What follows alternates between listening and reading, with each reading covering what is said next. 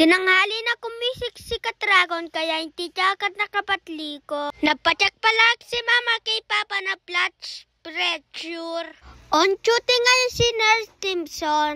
Ang sweet na Mami, si Tita Tinky at Itkay. So cute naman Itkay. Pagkatapos ko kumain, nakatulog ako. Napagod kasi ako kahapon. Pagkagising ko, si Mac naman yung natulog. Sa kakabidyo ni Mama, nagising pa si Max. Pumili po pala ako ng tinapay sa bakery. Sobrang sarap po yung mga tinapay dito, lalo na po yung pandesal. Pumili pala kami ng manok. Iuwi namin sa San Fernando.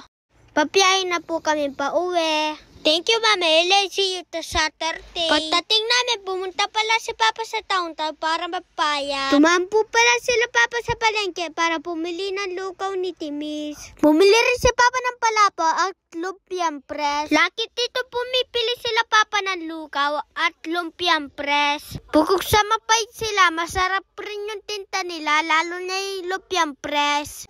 Pagkawin nila Papa, dinner time na. Cornflake at pirito manok po pala yung ulam namin. Shoutout po kay Tita Jennifer Piliesa. Happy birthday po sa atin lahat. Salamat sa pamanalbi. Pula out.